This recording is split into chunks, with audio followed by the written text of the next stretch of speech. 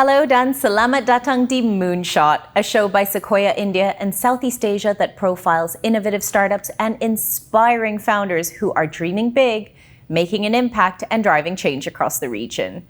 I'm your host, Dewi Fabri, and throughout this podcast, we'll be introducing you to founders and thought leaders who are helping shape the region's startup ecosystem. We hope this podcast will give you fresh ideas on how to start and scale an enduring company. Indonesia is the world's second largest consumer of instant noodles. According to the World Instant Noodle Association, the country consumed over 12 billion servings in 2020. Now, while the industry has long been dominated by a few legacy brands, Lemonilo, a direct-to-consumer startup, is making inroads by offering a healthier version of Indonesia's favorite instant meal. We're here today with Lemonilo co-founder and CTO Johannes Ardiant and Rohit Agarwal, a principal at Sequoia India and Southeast Asia, to talk about how Lemonilo is banking on technology to help Indonesians eat healthier, one bowl at a time. Rohit, Johannes, welcome to the show. Johannes, how did you come up with the idea to launch a healthy food brand in Indonesia? And specifically, why instant noodles? I mean, they're not necessarily the first healthy thing that comes to mind. Yeah, so the story goes back to, I think it was year 2016. And I think we would consider Lemonilo as our second startup. We started with something else before, and there are a lot of mistakes that we did along the way. And one of the biggest mistakes that we did was we didn't think too much about the problem space. We jumped right into the solution. We tried to come up with a good solution. So with Lemonilo, we really spent a lot of time trying to understand what the problem space is. And the core idea behind Lemonilo is we want to do something related to healthy food or healthy eating. And the problem that we are exploring is that healthy food products are generally not accessible. They are expensive, they have limited availability, and this is a problem that Shinta felt, my co-founder, as probably among the three of us, myself, Ron, Shinta, she was the one with the highest awareness of healthy living. Generally, everyday food in Indonesia is not healthy. Supermarket shelves too full of food products with unhealthy ingredients, too much sugar, too much fat, too much calories, too much chemicals, artificial ingredients that could be bad for our body in the long run. And the healthy food products that are available in the market, they are not everyday. They are generally more expensive, not widely available, not to mention the taste. People often associate healthy eating with pain, with suffering, because generally healthy food doesn't taste good. So we went on to try to validate the problem. So we want to find out whether it is just a problem for Shinta, or do we have many people facing the same problem? So we went to talk with young moms, with first-time moms, soon-to-be moms who have similar persona with Shinta. And long story short, they were all unanimous that this was indeed the problem that they are facing. So that was the kind of like the beginning in which we start to embark in this journey. Like with Lemonilo, we want to really focus on the healthy food space. But then when we first started Lemonilo, the solution that we proposed to this problem is not like what we have right now. Initially, we thought like, why don't we just make something like a vertical e-commerce specializing in supplying healthier food products from various brands and sellers. As we talked to our customers and potential customers, we found that the products that we are selling in our marketplace are still not affordable to most people, not to mention the taste. Most of the healthy products that we are selling, they are all foreign to our taste palette, like they're like granola, muesli, energy bar, among others. And this was the time when we realized the first version of our solution does not really solve the problem that we found. So we think that probably we can do something with white label product that could answer the problem with taste and also the price. Plus, with this white label product, it has the potential to give us bigger margin. And then, of course, the question is what kind of product that we should create first. So we went on to look at similar marketplace in the US, and the first product that they created was tomato ketchup. So we wonder what would be our tomato ketchup. And then it turned out that the healthy instant noodle, because back then we are already selling like multiple different instant noodle, healthier instant noodle products from different brand. And it turned out that these products have the highest retention. Customers would like buy the products again and again and again. So this was sort of like a eureka moment for us, because from there we started to realize that Indonesians consume instant noodles a lot. And people kind of know that this product is not healthy, is not that healthy. In a similar way, Americans consume ketchup frequently, but it contains unhealthy ingredients like high fructose, corn syrup, artificial coloring, and so on. And so with that data, we went on to launch our first Lemonilo fried noodle, mee goreng product. It was launched, I think it was Q4 2017. And we only launched around, can't remember exactly, but probably around 5,000, 10,000 packs.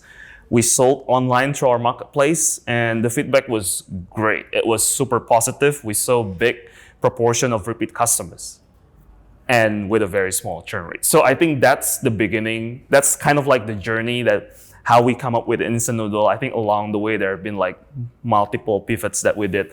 But the problem space is still the same, and it's just that we come up with different solutions to the problem.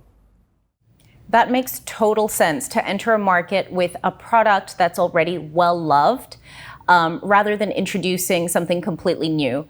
Now, Rohit, how did you meet the Lemonilo team, and what excited you about this idea, and in particular this market in Indonesia?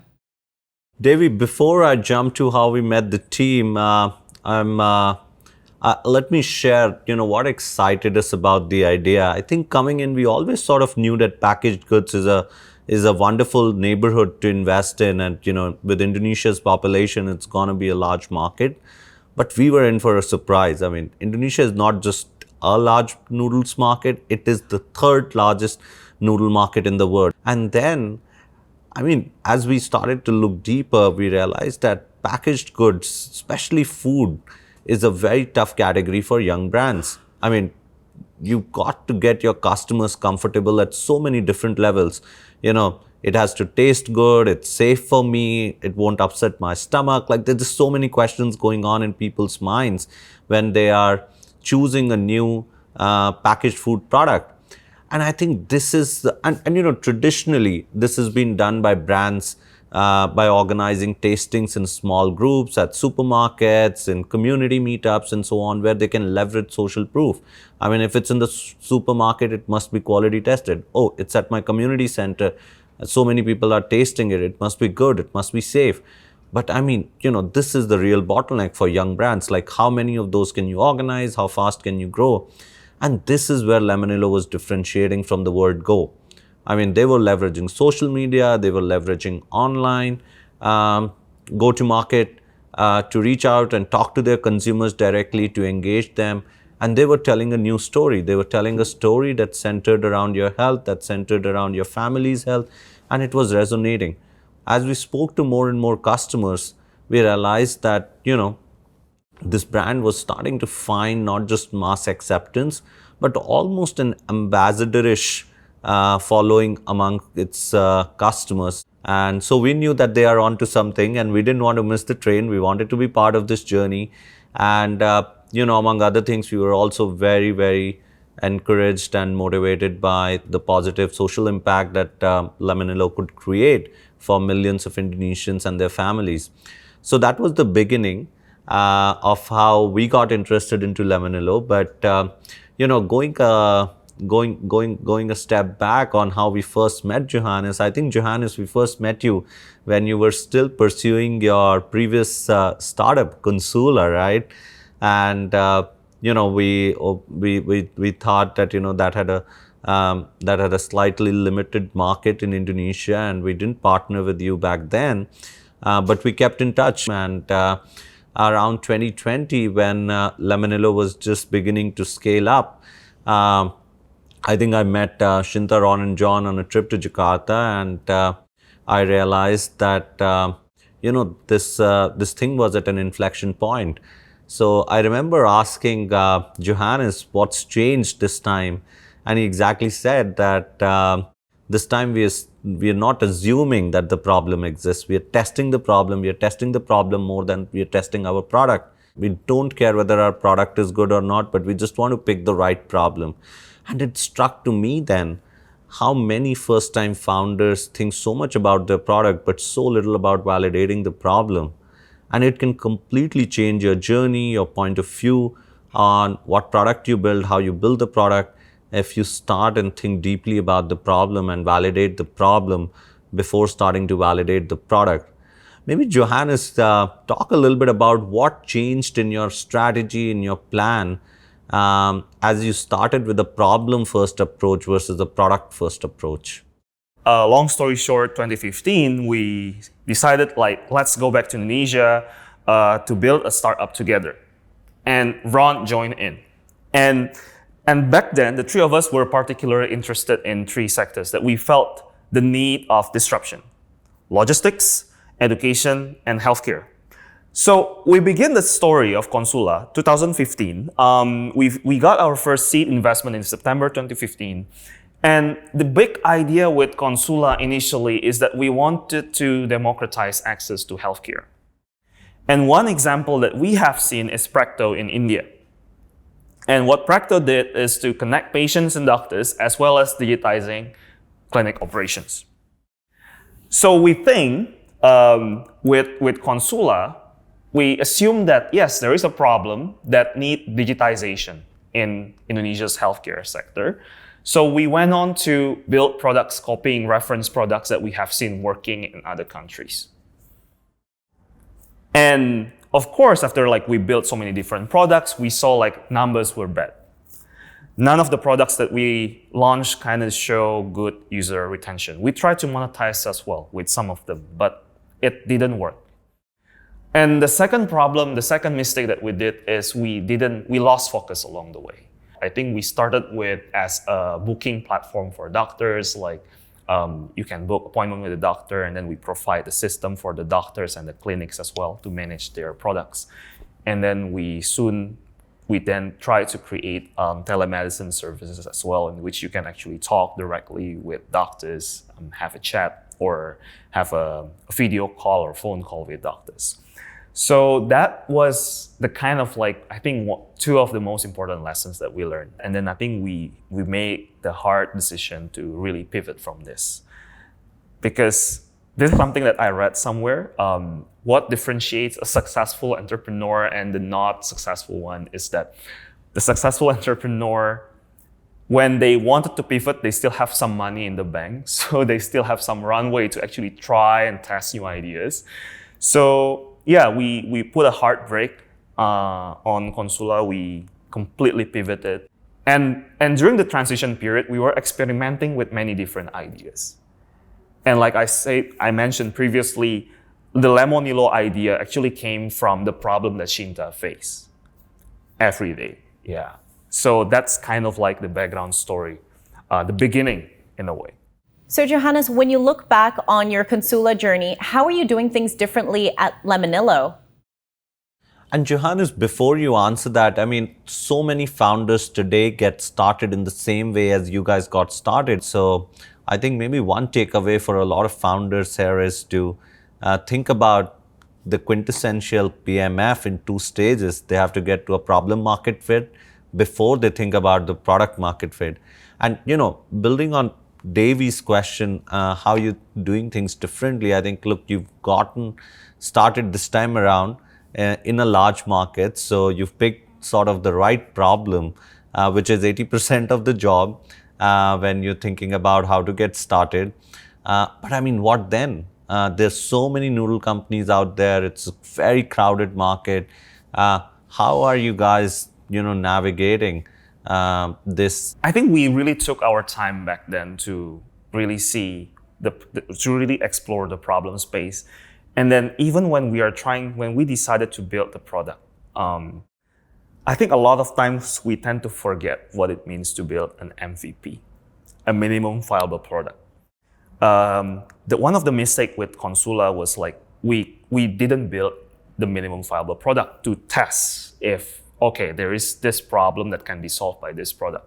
But we continue to build like a full-fledged products in which we actually spend a lot of our investment money, time, energy into that. And then with Lemonilo, we did this very different. We scrapped that approach and we turned to like, okay, let's try to validate if this problem can be solved by this very simple MVP. I still remember when we already discovered that yes, there is a problem with the healthy food sector, in the way that people wanting something that can be healthier but also everyday. And then we went back to the drawing board. We went around and again asked our customers why you are buying this product, why you are buying that product. And even when we come up with a noodle product, I still remember the first version of our noodle product. It was very basic, very rudimentary. I think it took us like probably around 1 or 2 months to launch it. The packaging was just like a transparent plastic bag with we pasted label on it, and when we launched the product to market, it was a very small quantity, like 5,000, 10,000. We didn't spend that much on that product as well. But then that's the principle of MVP, right? I mean, the product doesn't have to be perfect. It has to be like at least it's functional in a way. And then we get the product to market, we test it, and we see how the customer responded to that. So I think starting from that point onwards, the way we develop the products in Lemonilo, I think we have always been using the same approach. We want to get this product to market fast, as soon as possible, with the least amount of investment. And then we see, do our customers like this product? Is it solving their problems? Is it something that they love?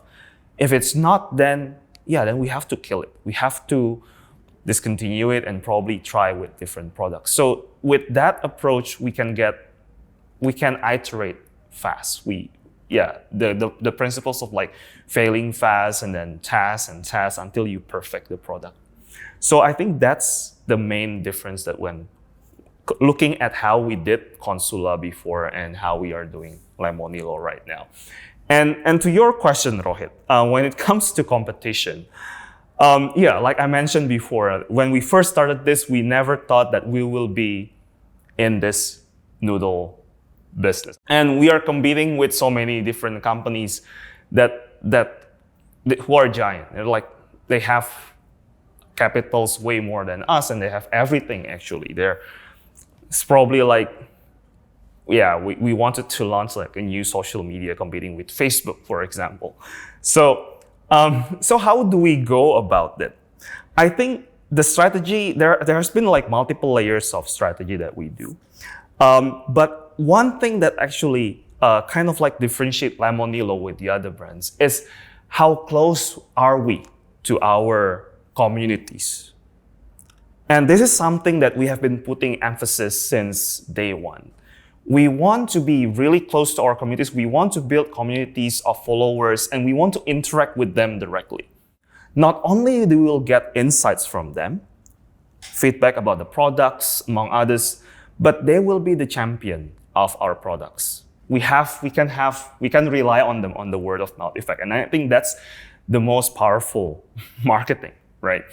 And one of the example that we have is actually our reseller program, Wiranilo. We started this program in September last year, 2020, and now we have 1,000 of active resellers in this community. So this Wiranilo, many of them are Lemonilo consumers before. They are part of our community, and they have been experiencing benefits and the quality of the products. And the second thing, I think what we believe in is agility. But then there might be a risk that an organization, especially when you grow bigger and bigger, the more prone you are with complacency. We have so many big organizations actually have that risk. And I think we really understood the risk. And we have been making conscious effort to remain innovative and agile. For example, the speed from ideation to launching new consumer product is still at 4 to 8 months for us. This doesn't change. Even now, when we are this big, we are still that agile. When it comes to launching the product, iterating the product, the time frame is still the same.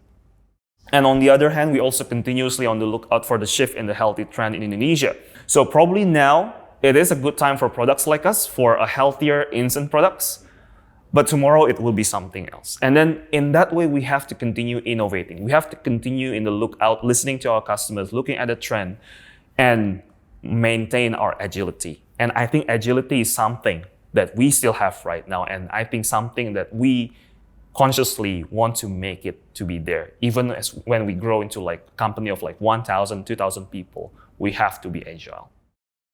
And Johannes, technology, health, these things got you started. They help you differentiate from the giants, compete with them. But how do you think translating these early advantages into a sustainable edge? I mean, arguably, some of these companies have now seen the success of your strategy and can combine elements of it into their own plans and, execute along these lines to talk to their customers the same way, to focus and, build products in the healthy domain like you've done. How do you make sure that, you remain the disruptor and don't get disrupted or don't get competed out by a bigger brand or disrupted by a new upstart? I think it's relating to our initial strategy when we go with our community, with social media and everything. And then one of the reasons why we wanted to build the community first is that we want to have a strong loyalty between the communities that we are serving and the brand and the product. And in a way, we want to tell everyone, these communities that we are serving, hey, this is Lemonilo, we listen to you. We listen to your feedback. For example, one of the instant noodle flavor that we have, which is the chicken curry noodle. And when we first launched the product, the score, the net promoter score for that product was very low, quite low, I would say. I think we're around 40. And then we are kind of like targeting that every product that we launch has to have a score of 60 in terms of the net promoter score. And then we look at the feedback of these people, and they actually been consuming similar curry noodle soup products from different brands. And according to them, the taste wasn't that strong. It's lacking in umami flavor. And then that's the time when we decided, okay, so this is the community that we are serving. This is the target market that we are serving, and they are saying this, and then we have to improve on the flavor. And then we, of course, embark in improving the product, and I think the score, the NPS score right now is, I think it's around 55. And we have seen much less feedback on the taste of the product. So that's how we actually engage communities. That's how actually we listen to them. And we really wanted to tell them that, yes, we listen to your feedback. Johannes, shifting gears a little bit, you're the Chief Technology Officer of a noodles company. You're building one of the most data-savvy organizations in a relatively non-tech category. So talk a little bit about your role, how it impacts Lemonilo. You've already drawn out many examples in this conversation already about how you've leveraged data and technology to actually better serve your customers, to draw out insights, to iterate your product. Do you see this trend sort of gaining momentum within the broader industry? Do you think more CPG companies will follow the playbook of D2C brands and leverage technology in a more mainstream manner to better serve their customers? I think definitely the trend and the needs is there. I mean, I can attest like how technology actually makes our life easier. And actually it helps with many different business metrics that we have. I will probably draw a few examples. Like one example is with big CPG companies is the supply chain. The question is, how can we get to our customers the shortest? Because if we think about the normal, the contemporary playbook for a CPG company, they will go into distributors, sub-distributors, retailers, And then customers, they're like a lot of hands throughout that cycle in a way that, kind of like, you have to pass on the margin to your distributor and so on and so forth. And the problem with supply chain is if you can actually shorten that, then you can get directly to the consumers, definitely your margin will be bigger. And this is something that we are trying to achieve right now. I'll probably draw example with the Viranilo program because I think that's a really unique example in the way that initially we thought that this can be a good idea to leverage our communities to be our resellers. But we have also seen that this is actually an opportunity for us to actually shorten that supply chain in a way that we can get directly to the retailers and then to the end consumers. Because when we saw like the demography of this Viranilo, either like, I think probably around 30% of them, they have the mom and pop shop, or what we call in Indonesian, warung. So they have this mom and pop shop and they are actually selling it directly to their communities. And around 20 to 30%, they're actually moms. They stay at home, moms, and then they're selling the products among their neighbors. And then the rest, they have their own online stores. So we saw this opportunity that, actually we can actually get to them right away, and shortening our supply chain, and we can use the technology and we can leverage technology to find what would be the best route that we can actually get from our warehouse to these resellers. And then the second example, I think previously I mentioned about the speed from idea to launch, which probably for us will take around 4 to 8 months. Definitely, I would say that there are a lot of rooms that we can improve when it comes to coming up with new products. And with the case of food products as well, you have to get the right mix of ingredients to get us to a certain flavor, certain color, certain texture. And all this process, we have been doing that manually. We have a bunch of food scientists. We are trying to test many different ingredients with different compositions of those ingredients and see if the texture, flavor, color, and everything fits with what Indonesians like. But then the opportunity is, can we leverage machine learning to speed up that process? Because at the end of the day, you have those list of ingredients, you know what kind of textures, flavor, and whatnot. And when we put certain algorithms or certain learning method, plus the expert, and definitely you need the expert to validate the result and everything, the cycle of the food product development can be even faster than before. And then we might be able to find that actually certain weird ingredients that we didn't even think of before can actually produce such flavor or such color or such texture. So in a way, technology, the opportunities are endless in a way. Johannes, earlier you said that it normally takes 4 to 8 months from idea to market. Is that normal? What's the industry standard? And how many iterations do most Lemonilo products go through? And what's the process there? I think if we compare with the normal consumer packaged products, SCPG companies out there, I think the cycle would be, I'm probably thinking about years, not months. Because one of the differentiation with Lemonilo is that we don't invest in our manufacturing capacity. We actually work with what we call like OEM. Like they have their own manufacturing capacity, they already have a plan.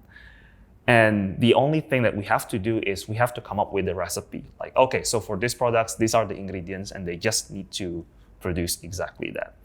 And with the major CPGs, probably it takes like 1 to 2 years to get the product launched.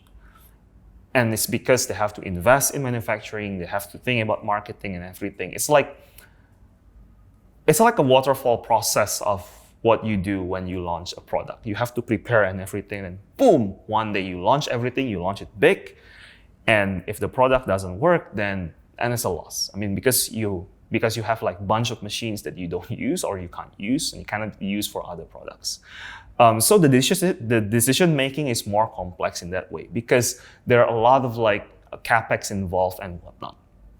And the thing with Lemonilo is like, yes, we still maintain this asset light philosophy. We partner with small and medium enterprise in which they have their own factories, they have their own manufacturing capacities, and our part is to make sure that we come up with the right ingredients and then pass it to them. So to your question about how many iterations before we actually launch the product, I will say the number of iterations is not that many. It's probably less, probably around 4. It's less than 5, because we wanted to get the product to market quickly and then test it. And the problem with consumer goods product like us, the longest process actually is the license. So that's kind of like what differentiates Lemonilo with the other CBGs in the way we develop and launch the product. Johannes, it's incredible to see how you're leveraging technology across all parts of your business, from supply chain to product development to go-to-market. But I want to touch upon a part of the business where you're leveraging technology, and that's something which is super special and something that resonates a lot with me, and that's in creating social impact. Lemonilo's mission of Menuju Generasi Hebat, which translates to towards a greater generation, is driving you guys to leverage your reach and leverage your platforms, whether it be the Lemonilo app or the social media channels where you have millions of Indonesians, every day, to bring in health experts to talk about a positive eating habits, organizing yoga and mindfulness sessions to improve health for millions of Indonesians. Talk a little bit about how is technology helping you create a positive social impact, this is for all Indonesians, whether they are Lemonilo customers or not. I think our mission is to make healthy lifestyle accessible to everyone. And we want to see that everyone in this country, we start from Indonesia because this is our home, it's a place where we start, to be more health aware. And of course, when people are more health aware, it's actually beneficial for the business. Right?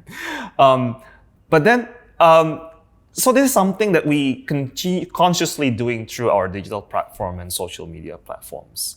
The question is, how can we educate everyone about the importance of healthy living in a holistic way? In a holistic way, what I meant is that it's not just about what you eat. Yes, I think food is a major part of your health, but you also have to think about your physical fitness and about mindfulness as well. And that's holistic. You think about what you eat, your physical fitness, and your mind. And to achieve this, we've been building various new features in our platform. And the goal of these features is to deliver bite-sized information that is easily digestible by this current generation, making learning fun through gamification, and as well as providing on-demand platform for users to ask any health-related questions. And all these features go into one of the section in our app. We call it Lemonilo Life. And since the first time we launched that part, I think we have seen 4 times increase in engagement in our app. And another thing is our community team has been super successful in launching Lemonilo Club. So basically, it's a place for Lemonilo users, customers to meet like-minded people. And I think we are planning to build this Lemonilo Club into our platform as well, so that will allow more users to join various virtual classes and interact with our community seamlessly. So I think educating our users, getting the right message that yes, you need to care about your health and everything, will be something that it's always something that we want to achieve as well. It's not just about selling the products, but people really have to know. People have to be able to really care about themselves. And the question is, how can we deliver that content in a fun way that people actually can understand? Yes, this is the way to achieve healthier living in an easier way. These are all great insights into how to build a community around healthy eating.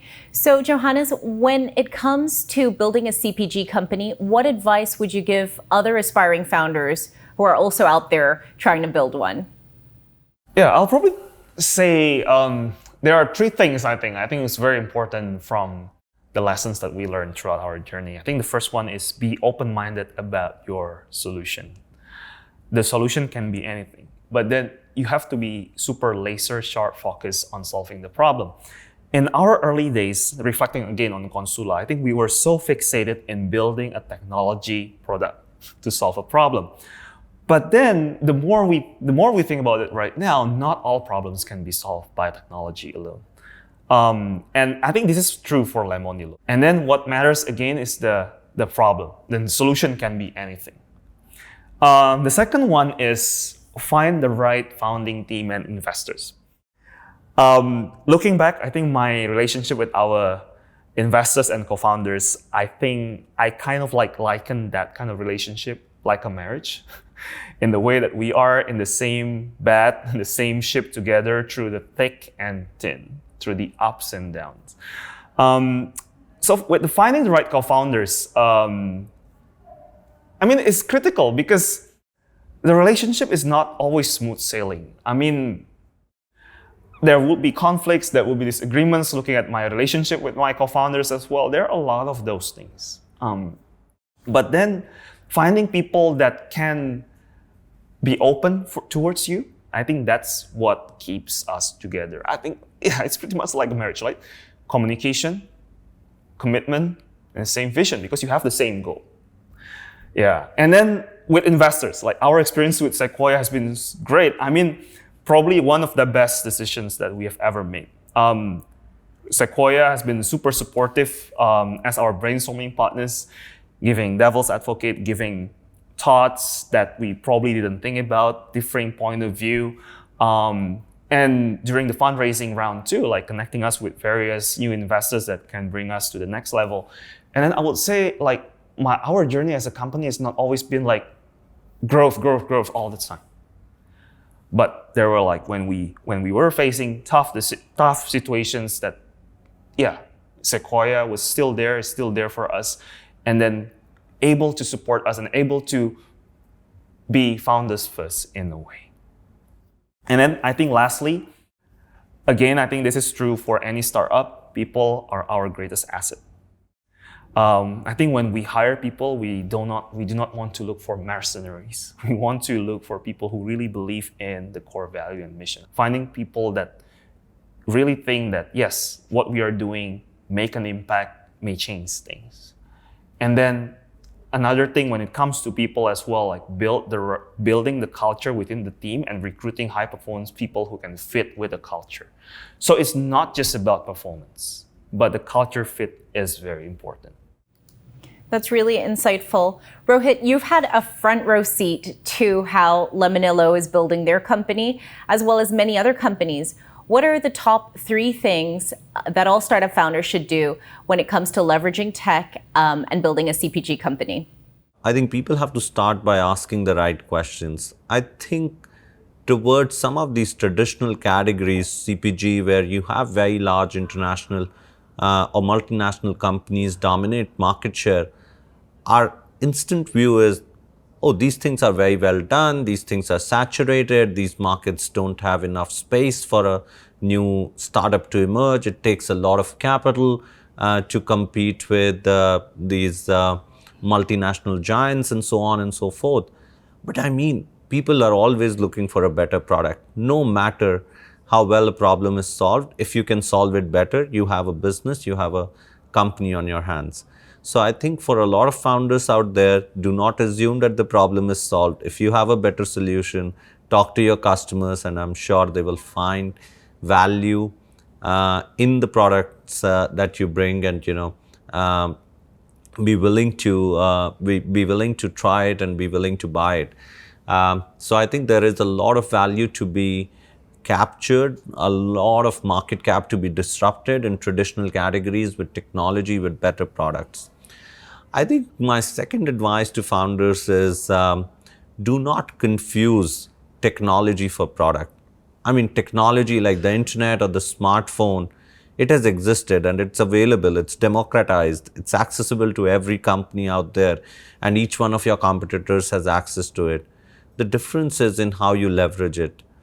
And just because you are able to sell online doesn't mean you naturally have an advantage over an incumbent. I mean, we heard from Johannes today that they are actually rethinking the CPG industry from scratch. They are rethinking how they can leverage machine learning algorithms to shorten the product development cycles. I mean, like, you have to take technology a step further versus just build a thin wrapper around, your go-to-market or your supply chain. I mean, companies are far, far, far ahead of it. And I think my third advice to founders would be start small and iterate quickly. I think this is an industry which takes, as Johannes mentioned, a lot of time to bring products to market.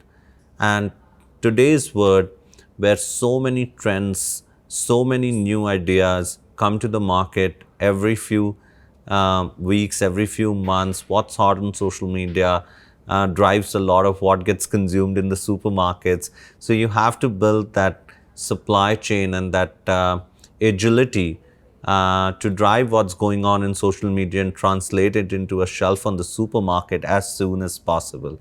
That's your winning edge. That's your competing advantage over a slower incumbent brand. So yeah, I think we are super excited about the penetration and proliferation of technology in traditional categories like consumer packaged goods. It's a very, very, very large market, and with rising income levels and changing consumer preference, more discerning customers in emerging markets like Indonesia, this category is poised for a lot of very successful companies to be built in the next decade. And we look forward to partnering with many of you out there who are trying to build companies in this space. Johannes, Rohit, it's been fascinating to learn all about how Lemonilo is leveraging technology to help Indonesians eat healthier. Thank you both so much for taking the time to join us today. I'm Dewi Fabri, and for more interesting startup stories, visit our website, sequoiacap.com, or find us on your favorite podcast channel. Terima kasih untuk mendengarkan kami dan sampai jumpa lagi.